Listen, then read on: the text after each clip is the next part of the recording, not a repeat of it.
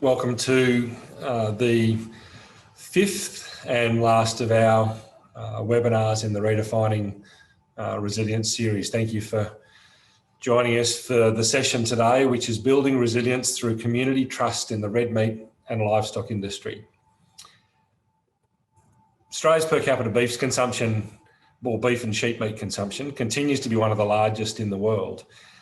In Australia, red meat makes up over a third of the fresh meat protein purchases. And for some context, plant-based proteins, which get a significant amount of coverage, only make up 0.3% of volume. So engaging and educating our consumers and customers as an essential role in the sustainability of our industry. MLA's community program works to engage and inform the community about the Australian red meat and livestock industry with a focus particularly on animal welfare and environmental management. In today's session, we'll hear from Lucy Broad, who's the MLA General Manager for Communications. She'll be facilitating our session today, and we'll also discuss MLA's community strategy. Emma Gillingham is MLA's Consumer Insights Manager, and she'll tell us why Aussies really think about what Aussies really think about our industry and some of those perceptions. Samantha Jamieson, who's the MLA Group Stakeholder Collaboration Manager, will tell us why our industry's future depends on how we advocate with producers, consumers and the community about our school education and virtual classrooms. And then Jo Stewart from the Gourmet Goat Lady will tell us what it's like sharing our industry story with Aussie school kids. At the end of the session today, there'll be an opportunity for questions as part of the Q&A panel session. And you just type your questions into the Q&A feature on your Zoom toolbar. So just find that feature that says Q&A and type your question in there. We may not have time to answer all the questions during the session, but please keep an eye out on the updates website where you're able to register. So the updates.mla.com.au, and we'll publish the remaining answers to the questions there along with the recording in the coming days. And you can see the recordings for the 4 webinars that we've already held that are there on that site, as well as profiles of the speakers and information about each of the sessions. If there's any significant technical difficulty, then we'll find a way to reconnect and send you a notice if we need to. So thank you very much for joining us. Really looking forward to hearing from the team today, and I'll hand over to Lucy Broad. Thanks, Lucy. Thanks, Jason, and welcome everybody. It's so great to have the opportunity to be involved in what is our final update webinar. As Jason mentioned, I'm Lucy Broad. I look after MLA's communications, and as part of that, our awesome community team, which is working really closely with the community to engage community consumers about the red meat and livestock industry. So what a great topic to be covering, resilience through community trust, and what a timely topic. For those of you who might have seen the ABC TV's Landline program at the weekend, it was, yet another reminder that whatever we want to call this, social license to operate, community trust in what we do, it's front of mind for our industry and the wider community. The conversation is happening. We absolutely need to be a part of it and on the front foot. So what we're talking about today is MLA's role in helping industry to be a part of that conversation and to really effectively tell its story. I think it's always good to preface the discussion about community trust and the challenges that we know are part of that discussion with a reminder that the industry is by and large in a pretty good place. Despite drought, despite bushfires, despite almost a year now of COVID-19, we have strong demand across more than 100 markets and record prices. We have an enviable reputation for quality, for safety and taste in our product, all key attributes that we know drive that demand. We have great opportunities. We know there's a forecast protein shortage across the globe and demand is set to remain strong. And importantly, MLA is investing strategically to ensure that the industry can capitalise on those opportunities. And you will have heard, if you've seen some of the webinars in the last couple of weeks, we've been talking about what some of those investments are. So in the area of sustainability, CN30, animal welfare. You might have heard Doug McNichol talking about some of those things. In supporting producer innovation through our demonstration sites, through our elevated investment in adoption pathways, in value chain innovation, and in the diversity of the marketplace that's really providing some resilience for us for the future, and in innovation in how we're working through the supply chain, particularly through the service sector. So all things that are building the industry's resilience for the future. But we also know that resilience is not being vulnerable to criticism, making sure that we do have social buy-in from the community. And really, it's never been more important to be really solidifying what is a strong industry position by continuing to build community trust. So what is community trust? Why is it important? What does it actually mean anyway? And what's MLA doing about it? Well, there's a lot of activity in MLA in this space. We can only scrape the surface of it today. But one of the many projects that MLA has supported over the last 18 months or so is a joint RDC investment to better understand community trust right across the agricultural supply chain. And one of the key insights from that was that building trust isn't just giving consumers more science, more research, more information. Those things are important. We're an R&D organisation. We deal with facts and evidence. But building trust is actually about demonstrating that you share the values of the community when it comes to the things that they care most about. Safe food, quality nutrition, outstanding animal care, and environmental stewardship. Sounds familiar. These are things that we know from our own insights and our own work, but it's confirmed that these are the issues that red meat consumers and customers care about widely, and that we can't afford to be silent on. Our industry has an extraordinarily positive story to tell in all these areas, and we need to not just be telling it, but to be effectively shouting it from the rooftops, and also elbowing our way into communication platforms and into conversations where we might not have been a part of previously.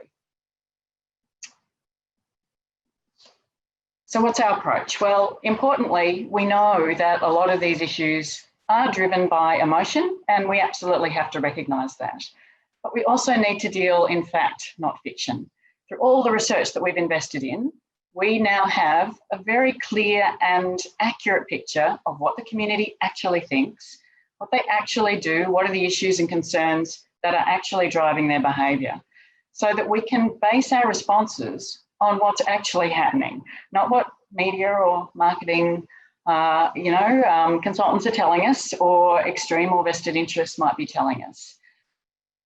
What's important is that we're also sharing those insights and that information across the industry, because we all need to be really informed about the trends so we can be smarter in how we respond and respond to the right things. And then we're doing a lot of work to really strengthen our messages, our narrative in response to the issues that we know the community care about. And we need to be unified in this. We need to have clear, simple messages.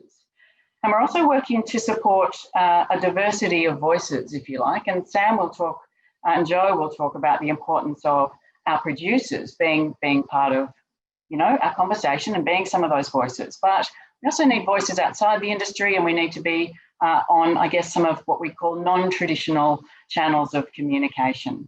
And we all need to be a part of that conversation and really have diverse voices right across that conversation. So from our insights work, we know that there are a few key areas where we need strong and really clear messaging. And again, we'll just, scratching the surface, just give you a flavour of that today. But our focus is really on four main areas, and they're pretty connected. Environmental sustainability, animal wellbeing or welfare, nutrition, and more recently, the emerging area of alternative proteins. So in environmental sustainability, we need to be a whole lot better at telling the story of how the red meat sector is actually taking the lead and the commitments that have been made. Agriculture, we know, is contributing more to reducing greenhouse gas emissions than any other sector in Australia. And red meat producers are the major contributors to this through their involvement in emission reduction and carbon storage. We've set an ambitious target through CN30. We've pledged that, we'll be carbon neutral by CN30. And again, you might have heard Doug McNichol talking about this in one of the earlier webinars. There's a roadmap to achieve this. It's a great story.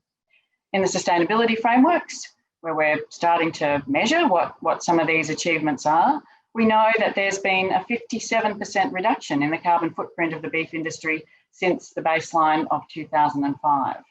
Over the most recent year, there's been a net increase in tree cover, and we've seen 63% of cattle producing land being managed for improved environmental outcomes, and looking to continue to measure that and see the improvements year on year. In the area of animal welfare, the industry has absolutely challenged itself and aspiring to being world leading. We've committed to set the standard through our Red Meat 2030 strategy to set the standard for world-class animal health, welfare, biosecurity and production practices.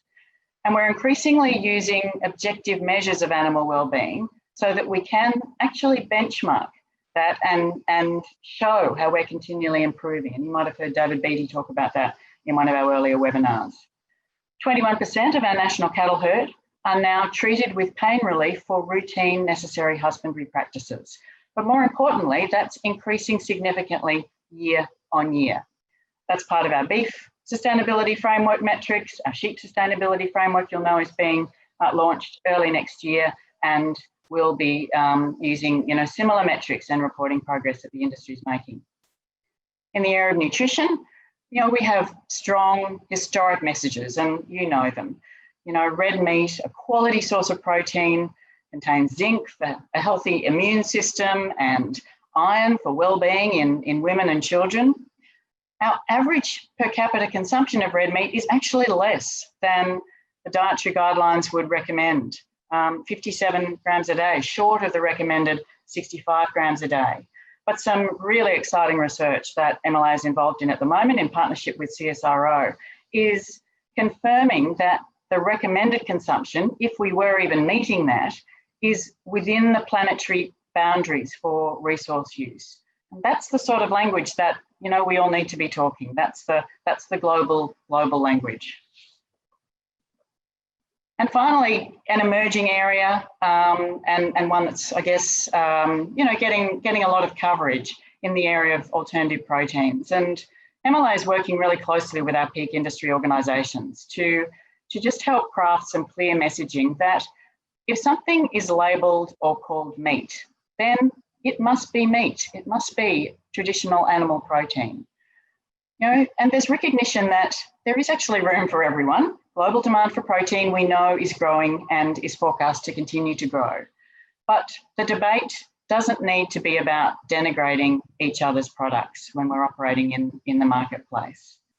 That said, if competitors are selectively using information to damage the reputation of red meat to make their product seem better than it is, or they're making misleading claims around red meat, then the industry won't just sit by. And there is a lot of activity behind the scenes in that space. You can be assured that we are working on your behalf to maintain fairness in messaging and positioning of alternative proteins. So that's just a bit of a snapshot. We have so many, great stories, great things to say, but we do need to be constantly listening to our community and showing that we absolutely share their values. We care about the things that they care about. So with that, I'd like to introduce Emma Gillingham. Emma is our Consumer Insights Manager and provides us across MLA and also the industry with a much better understanding of evolving consumer behaviour and the issues that are driving that behaviour. Thanks, Emma.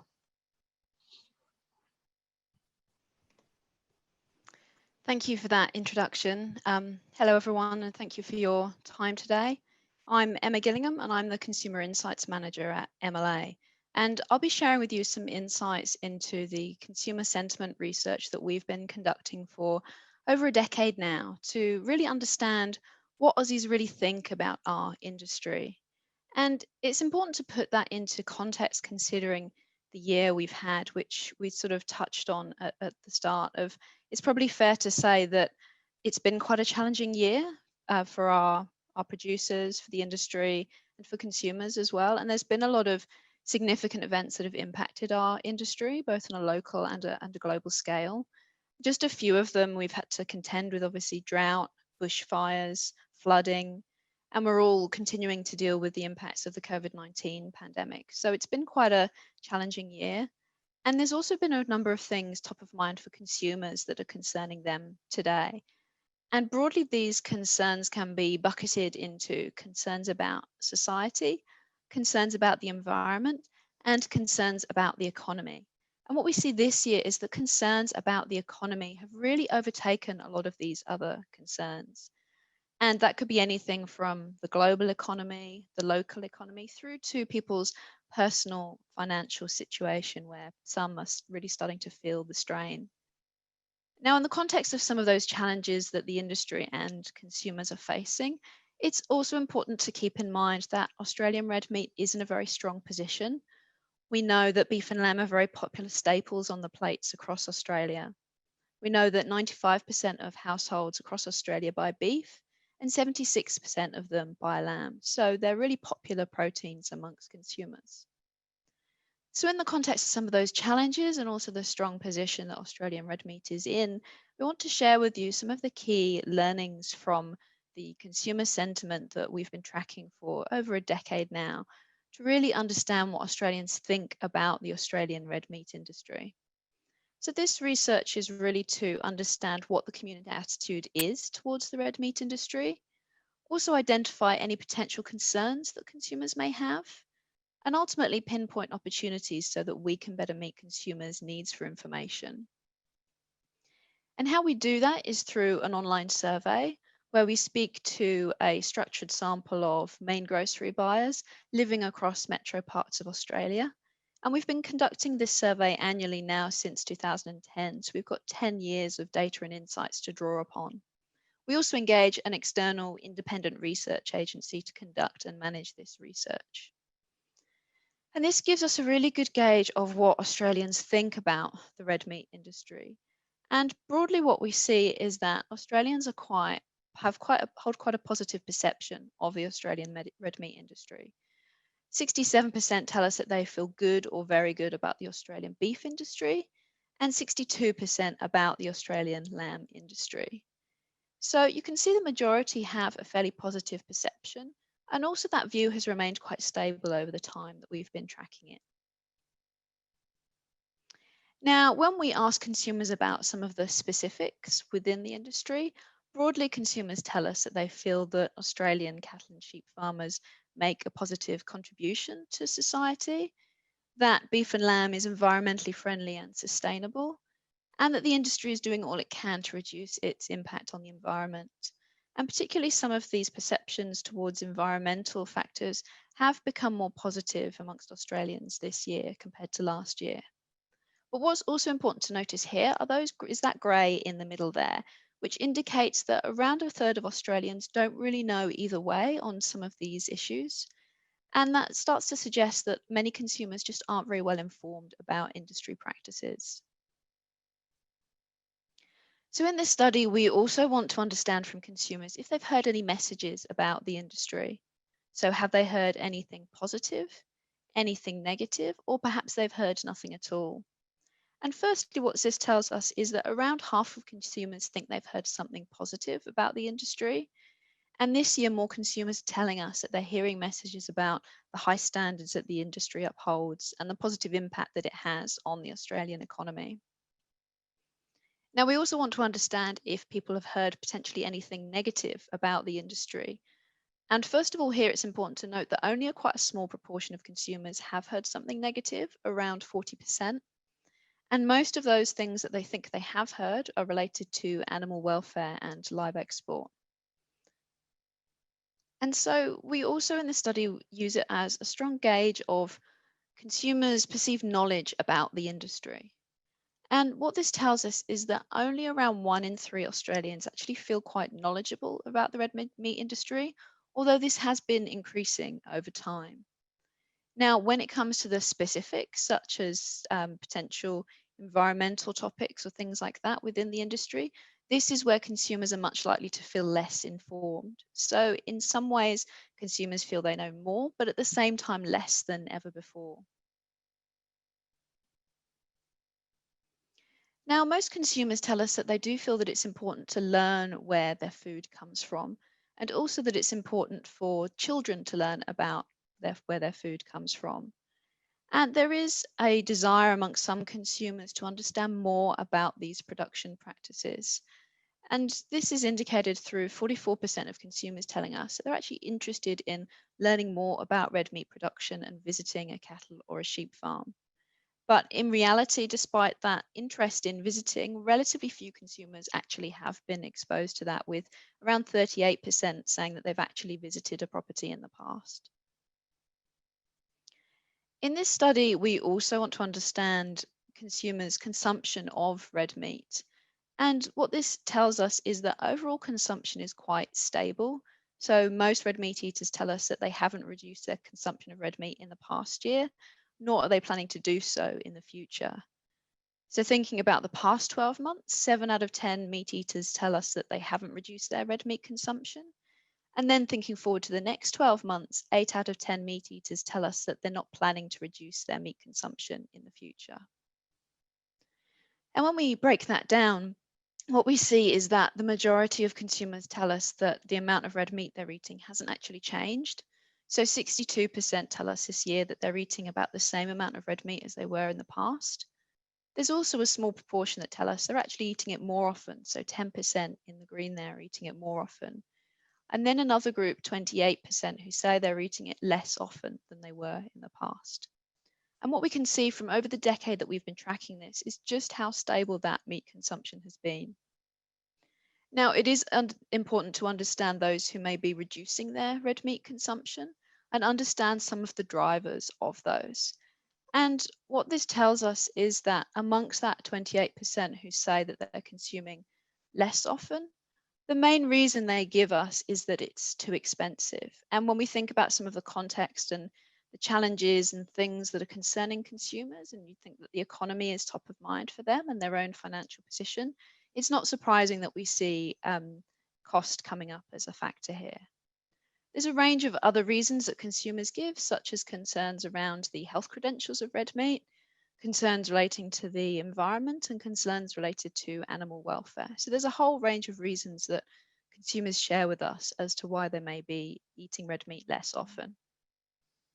Now, as well as understanding the views from those who are eating red meat, it's also important to understand the views of those who don't. So in recent years, we've also been speaking to vegetarians to understand really what how many vegetarians there are and really understand some of the things driving that behaviour. And what this tells us is that around 7% of Australians are vegetarian, and this proportion of consumers has remained stable over the few years now that we've been tracking it. Now, amongst these vegetarians, we also asked them what they actually eat. And we see that amongst that 7% who are vegetarian, 39% of them actually eat meat occasionally. So this starts to indicate more of a flexitarian trend rather than necessarily cutting out red meat from their diet completely.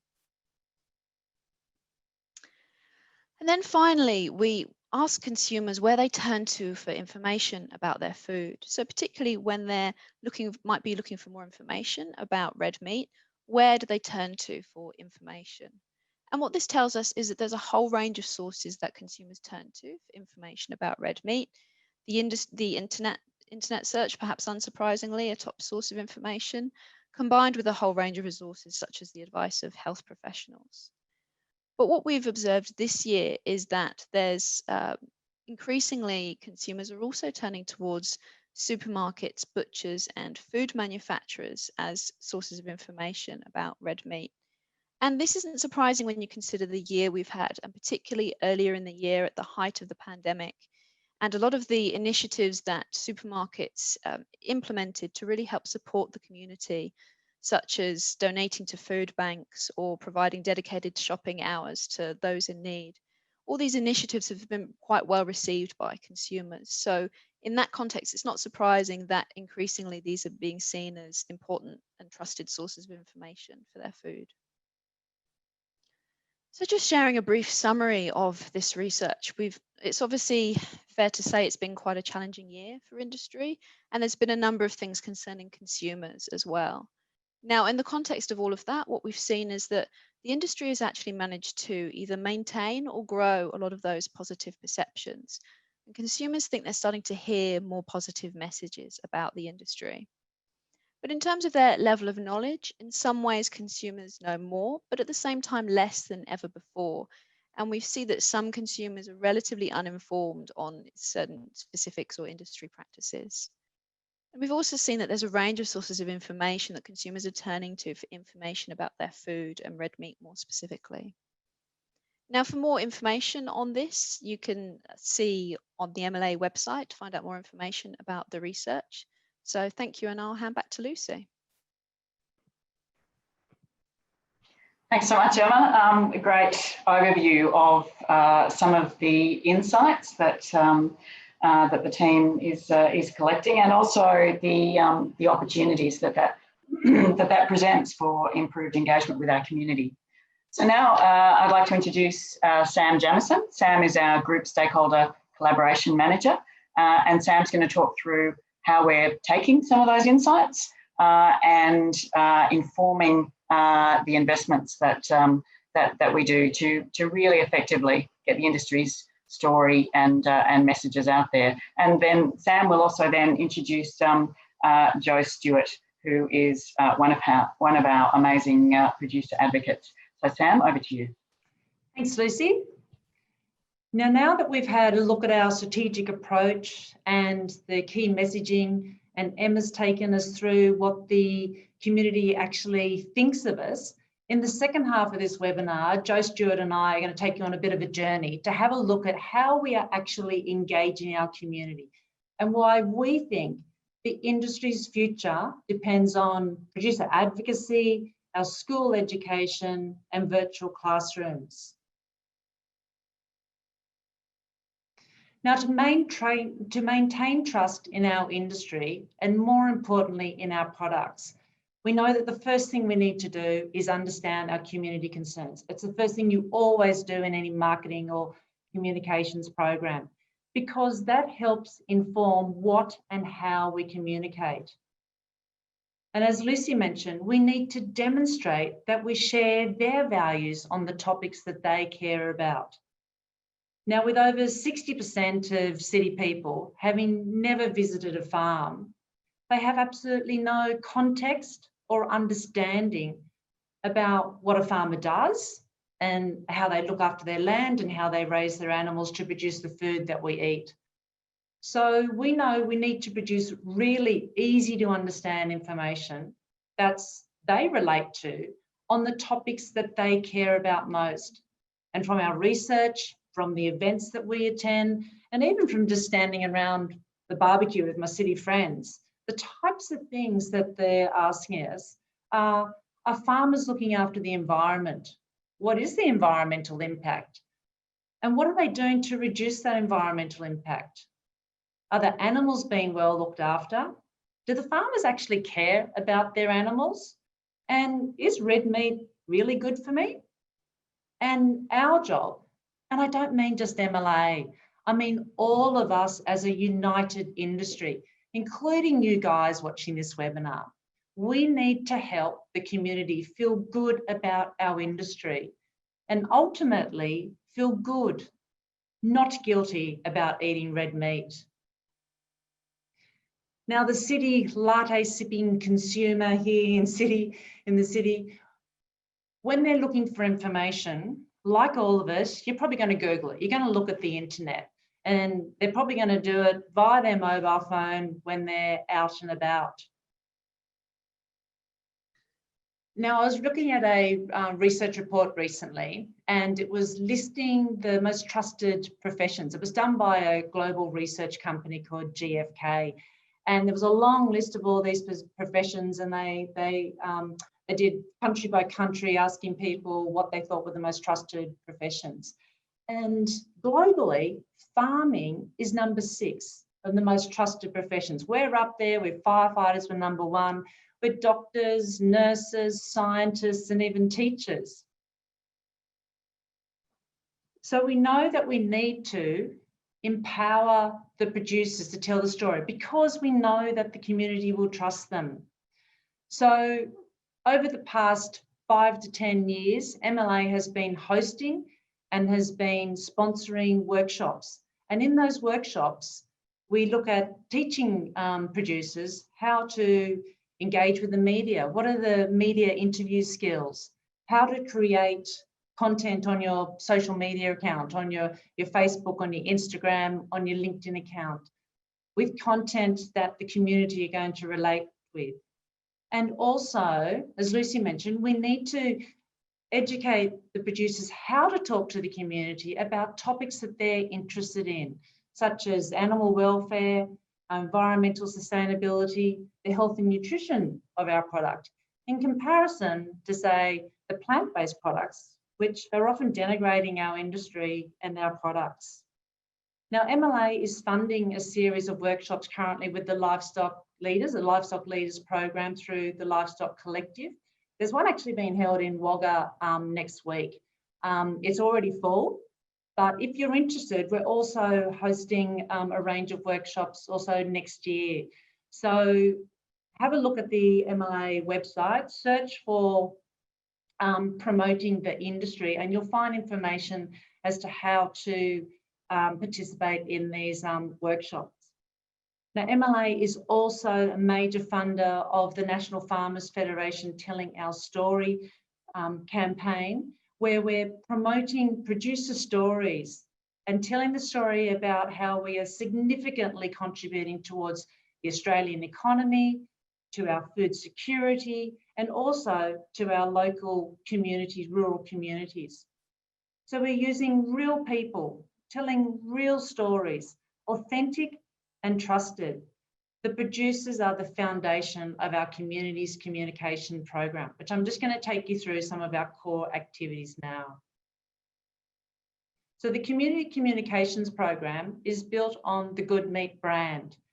It takes you from paddock to plate, looking at welfare, environment, and nutrition, the key themes. And as I mentioned, the producers are the foundation or the heart of all our programs. Now, we look at it in 3 pillars. First one is community education, which is really about our online content. The second one is in community engagement, face-to-face, or more recently, more virtually, digital engagement. And also the third pillar is in school education.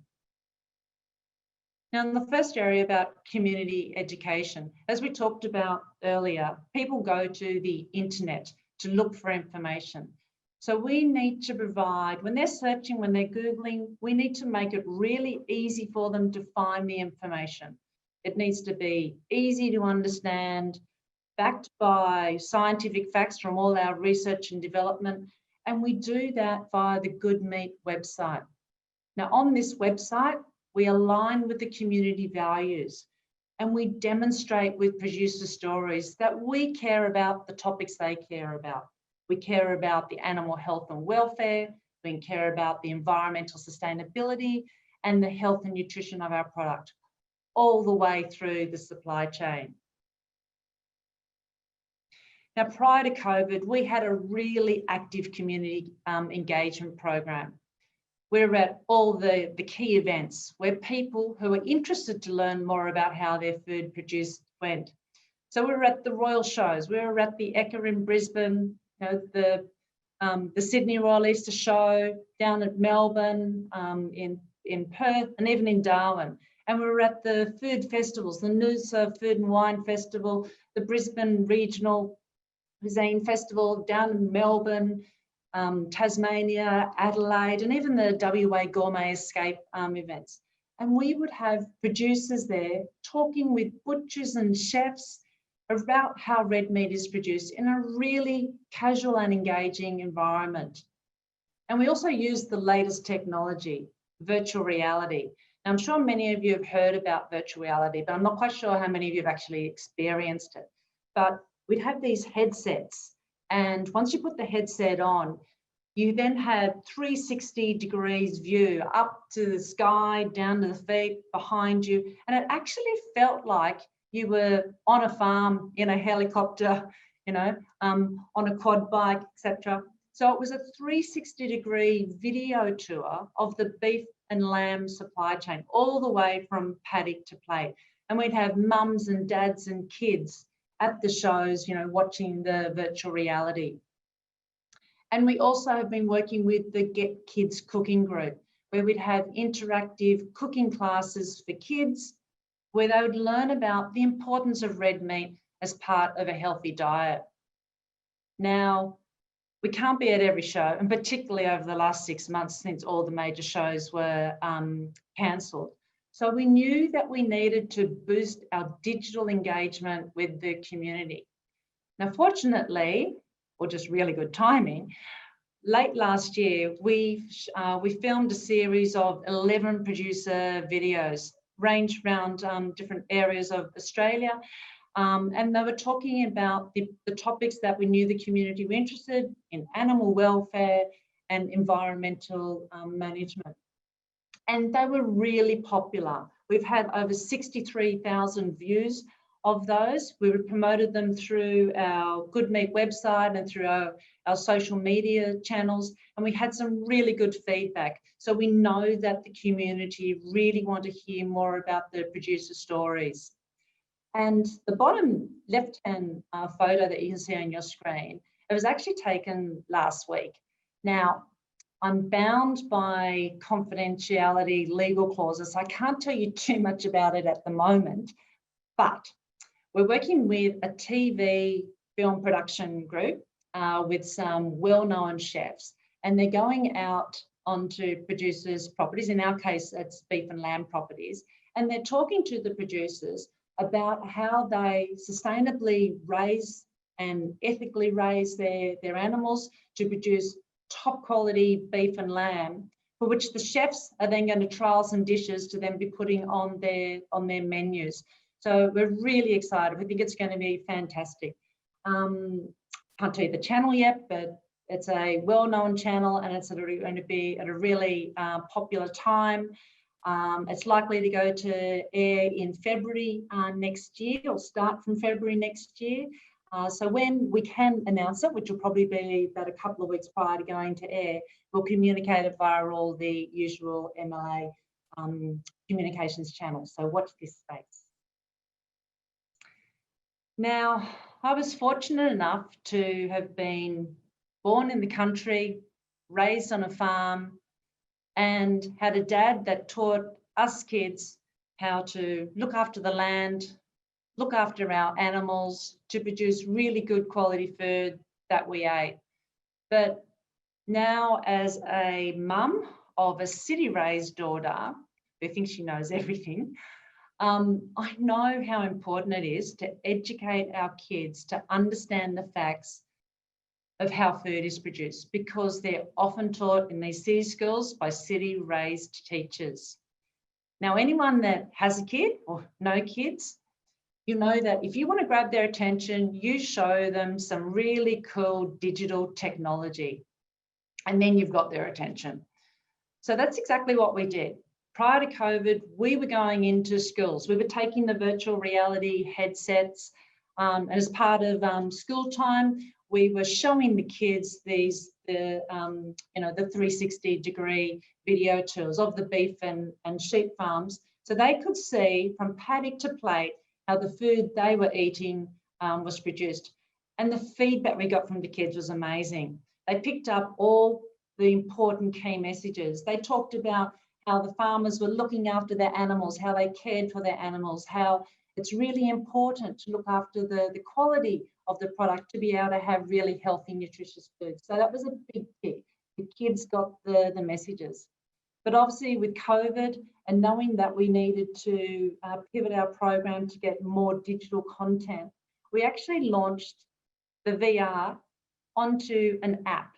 So if you search the App Store for MLA VR, you'll be able to download this 360-degree tour. So if you've got headsets, you can watch via headsets, but if not, just by your finger on your phone, you can move it around and you can see 360, or a mouse on your computer, for example. So on a digital device, you can still get the 360 experience and feel like you're actually visiting a farm. And in the schools, we've also been sponsoring junior land care. So where they go into the schools and educate kids about caring for the environment. Another good way in which to get the kids actively learning about caring for the environment associated with the red meat industry. Now, about a decade ago, MLA was the founding member of the Primary Industries Education Foundation of Australia. And our objective was to get agriculture into the school curriculum. And we've had success in that. We worked with educators and we worked on developing a national curriculum aligned study guides. So now on Prime Zone website, an educational website, and also on the Good Meat website, you can download curriculum aligned study guides. And you can see there from F or kindergarten through to year 6, so primary schools, and into the senior years at school as well. Now, in the last fiscal year alone, these resources were downloaded 15,500 times. And that was about 200% increase, particularly once kids needed to be homeschooled through COVID. We knew that schools needed digital content, and we had that. We had activity lesson guides for the teachers. We've got fact sheets and quizzes for the kids to learn in class. We also had posters for the classrooms, an interactive board game that the kids could either play at home or in the classroom. And when COVID hit, we knew that the schools were looking for even more new digitally engaging content for the schools. So pretty quickly, we had by about May and June, we developed these expert classroom series. They were live streamed from the paddock. We had videos and we had fact sheets produced on the topics such as biodiversity, the use of technology in agriculture, and red meat nutrition as part of a healthy balanced meal. Now, last term, term 3, which is around about July to September, we also developed the Be Your Greatest virtual classroom program. Now, we leveraged the Australian Beef Partnership with Australia's Paralympic and Olympic teams in the lead up to the Tokyo Games, where we had the Olympians, where we sort of had the athletes, where they were talking about how beef is such an important part of a healthy, active lifestyle. Now, the classes were really popular. We had over 3,000 students just log in online last term. Now, next term, which is term 1 and 2 of next calendar year, we're actually working with MasterChef alumni Matt Sinclair with the athletes, where they're going to be in a cooking show style program. We'll be looking at how to create winning beef meals. And it won't just finish there after the virtual classroom. The learning is going to continue in the classroom, where we've got worksheets and recipe books for the kids to actually take home. But the highlight of our schools program is the virtual classroom with the producers. Now, last fiscal year, we live streamed about 22 classes. We had on average about 630 kids per session and almost 14,000 school kids tuned in. Now, this fiscal year, because of the popularity, we're actually boosted that. We've got about 32 classes being held, including the Farmer Time classes, which are actually happening tomorrow and on Friday, aligned with the National Farmers Federation National Ag Day. So rather than me tell you what it's like to be involved in the virtual classrooms, I'm delighted that Stewart, a beef and goat producer, has joined us to tell you about her experience of being involved in the virtual classroom. So over to you, Jo, the Gourmet Goat Lady. Hi, thanks so much, Sam, for that introduction. Yeah, gosh, there's just so much information, and I'm glad to see what's going on in the background at MLA, teaching our future consumers about our wonderful industry. I was having a bit of a giggle because everything thus far has been talking about sheep and, sheep and lambs and cattle. And I'm like going, hang on, the goats are here too. When I first came down to the virtual classroom, it's been such a privilege to be involved with that. The setup here has been amazing. I'm in the same room as when I come down for the presentation. Basically, it's the same sort of setup as what you're seeing now, only it's an interactive audience, and we have all of these beautiful little screens, and you can see all these little children in the background with delighted faces, listening, waiting to see what the presentation's going to hold. And it's been so exciting because we've had international visitors as well, and from the international schools, and you just we need to be teaching these kids correct information about their meat and where their food comes from, so that they understand the importance of having farmers. So often there's negative connotations, and we've got to, and that often comes from a lot of, just stories. And when they see what's going on in the actual farm, it just opens them up to engage and ask for lots of different questions, and it's really, really exciting. So my story, well, I'm actually called the Gourmet Goat Lady. We have been fifth, sixth generation farmers, and we've always had Hereford beef, which I love. And we went on holidays, and I thought, well, why can't we have a go at selling this beef online? Everybody else seemed to be doing it. We went to an advisor, and he said, yeah, well, everybody is doing it. It's probably pretty hard to crack into. But he said, you've got the goats. We'd previously got a pet goat, Olivia, and she was our first edition. And then we got a few more, And my husband said, you can't just keep getting them and just keeping them. You'll have to do something with them. And from that, we thought, well, maybe we could sell goat meat online. Things have changed so much since then, but certainly not the passion that we have for our animals. They are so incredibly interesting. My dad and mum, my dad particularly grew up on a sheep farm, and he just doesn't quite know what to make of the goats because they act differently to sheep. And you'll have somebody say about, oh, don't you want to cut their horns off them? And we go, oh, no, they're fantastic. They're good handles to grab hold of them. They do get a bit tricky sometimes because we've got to check more often that they don't get caught in fences because they're quite inquisitive. But that's, yeah, we started a website. I actually was in this very room, came down to MLA, have been fantastic with us, and we came down with a meeting to see whether what sort of support they could give us, and they said yeah, they'd give us a go. So that's what how we all started.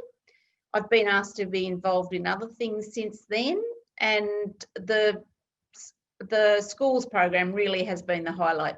You can see myself and Courtney here. When we first came down, we had to actually ask for some goats in the props because there was just sheep and beef. But now there's goats there very proudly sitting. And it's just a wonderful, wonderful experience. At the end of it, your face feels like it's going to crack because you're so excited just looking at all these little faces, and then they'll ask questions about what's going on. There's a presentation that goes on, and so we talk about different aspects in the farm. So what things happen every day, how do we take care of them? We talk about water, how it's vitally important that they get fresh and clean water, how we weigh them. The second one there, that was actually a very big goat that we have, and the children laugh about that because he was called Big Fella and he was 122 kilos. Now, he's not the norm, but the thing is to show people that by taking, you know, we're serious in what we're doing, and just like the beef and lamb industry, we need to take records and measurements so that we can produce the very best product that we can. We've just, it's just, I am so very grateful to have been involved with this. We have visitors coming out to our farm annually. We're lucky enough that we can actually still have people come out to the farm.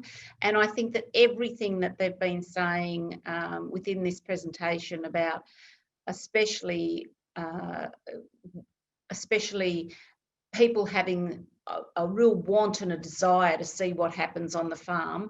And we often have Sydney visitors that come out, or just other visitors that just want to learn about farming. And I think that it's a great opportunity to share your life with someone else. We sometimes think that what we're doing is very mundane, but to someone else, it's very exciting, whether it be, mustering up, or feeding babies, or weighing, or going to the abattoir. It's all part of our life. And the most important thing is got to tell people and explain to the kids how vitally important red meat is for your body and how it makes you strong. It's like a car. If you buy a really good car, you want to put good petrol in it, and that makes you run harder and stronger. And that's what you have to do, is when you're getting red meat into your body, you're providing the best possible nutrition. The best part of, I'm just trying to think, the best part of the whole experience is, just the children. How else, you know, and I can just only see that more and more, this is an opportunity in all these ways to teach these children from when they're little the real true facts about what farmers' life and how they produce their meat, and how they most certainly, Sam asked, said that, there was 2 questions that she wrote down, and I've just got 2 of them that I can think of is, do we as farmers care for our animals? Absolutely, absolutely.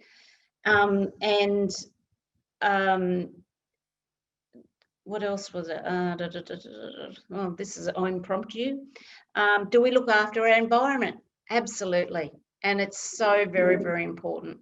So thanks very much, everyone. And if you're wanting to come and have a visit at a goat farm, give the MLA a ring, and they'll come and probably be able to come and visit at our place, and go and have a look at the Australian Good Meat website, because fantastic information. Thanks very much, everyone. Bye. Thanks, Jo. Don't go away. We're about to move to a panel session, but Jo is one of our many very passionate producer advocates who the community team work with, and just doing such a great job of telling the industry story.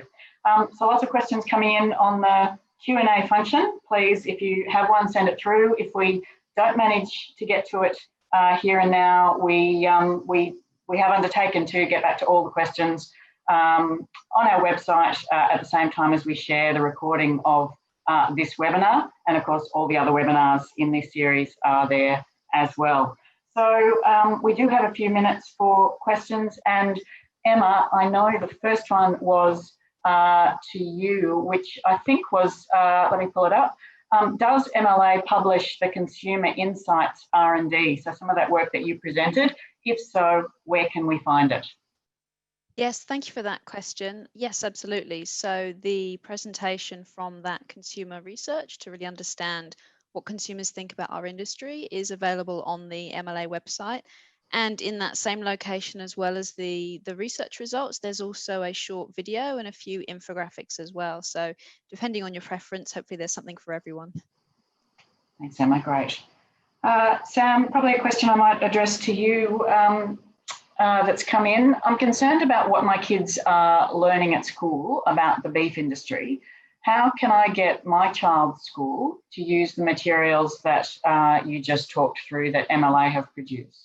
Yeah, good question, Lucy. I actually had the same thing when I was at home and my daughter came home, you know, sitting around the table and asking her about what she learnt at school. And some of the things were just shocking. So what I did, and I recommend others to do this as well, just go and talk to the school. We've got a huge range of great resources. Go into the school, give them the access to the resources. Since I was city-based and worked for MLA, we were able to take the virtual reality goggles in there. The school loved it, but the schools generally, they usually are interested in getting very, you know, information which is backed by facts, scientifically verified, etc. So I find just go into your schools, have a talk to them. You can share the information via your social media contacts, etc. But that's what I would recommend. Yeah. Okay, thanks, Sam. Just reading some of these questions coming in. Emma, I think this might be one for you. So great presentation, Emma, thank you, is the comment. Re-consumer sentiment, one of the heartening things about COVID was the fact that in the first panic shopping, the meat alternatives were left on the shelves. Can that be leveraged? Maybe you can comment about whether that was reality or perception and maybe some thoughts about what we do about it. Well, from what we've seen in terms of Australian retail sales, very little was left on the shelves. So obviously red meat and all meats experienced an uplift, particularly around sort of March, April, when people were stocking up. And even plant-based protein saw an uplift at that time, along with, I'm sure you've noticed, many other areas of the supermarket, fresh and packaged goods, as people were really just looking to make sure they had enough and you know, keep their pantry stocked. So I think it's important to notice from this research as well that even those who identify as being vegetarian, a lot of those also eat meat occasionally. So people are eating a whole range of proteins in their repertoire, of which red meat plays an important role. And then there's these other proteins as well that are starting to have a role to play for consumers. Okay, thanks, Emma. Sam, a question about some of the content in the VR, and the question is: did you have any pushback about, you know, some of the reality that we were showing there in terms of the processing chain scenes, and did we have to sort of, you know, communicate some of that content beforehand? Yeah, no. Not nearly, really, Lucy. We did have a lot of questions, and when we were first launching, it was actually up at the ECA, and I was there, and we were demonstrating how to use it and things. And in the VR, we show going into the processing plant, so scrubbing up, how it's a very clean environment.